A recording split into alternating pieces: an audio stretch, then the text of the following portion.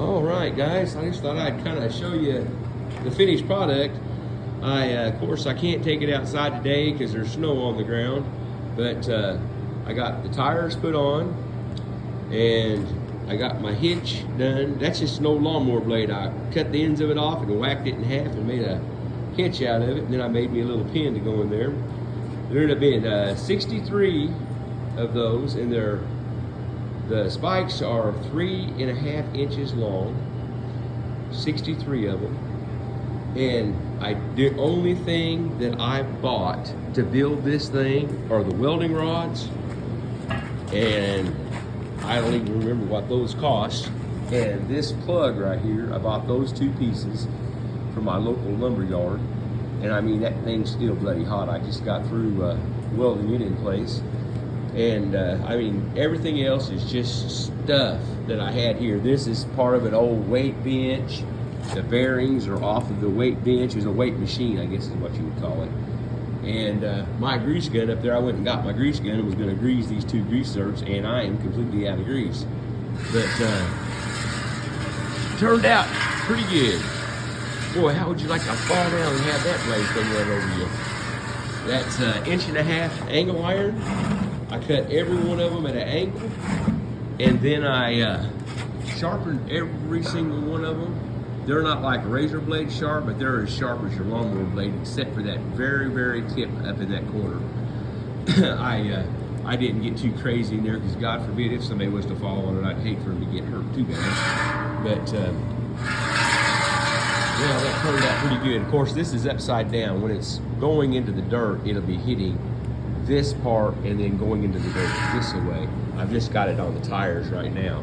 And those are not adjustable or anything. They're just for loading and moving it around is the only reason why. Just flip this thing over and you can go.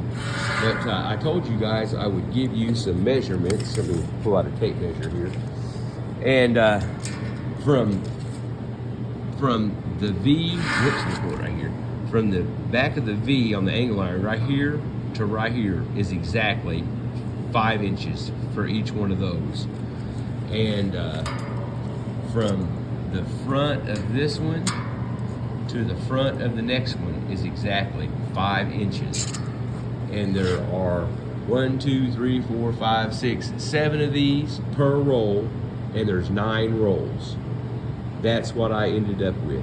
And I really didn't want to use these bearings, but it's what I had, and they come off of that same weight set I was just talking about, and so I just use them. I think they'll be okay. And I actually drilled a hole all the way through, but because this is solid steel, I left enough just on the inside here so I could take these 2 bolts out if I ever needed to. I've got 2 more of these bearings. If I needed to replace them, I could, or if I needed to get in there for some reason, I could. But I went from 70-18 welding rods to 60-11, 3/32 of welding rods, and man, I sure like those rods a lot better. You use a lot more of them, but they, I don't know, it just seems like to me they're a lot better rod for a guy that doesn't burn rods on a daily basis. They're just so much easier to work with. That's what they taught us in high school, how to use those. The 70-18s, if you're a beginner, don't get those things. They're so hard to burn. They're so hard to get striked. The 60-11s are just a whole lot less temperamental. They really are. But yeah, this thing, I'm real happy with the way it turned out. I am, if you guys don't know, I am a painter.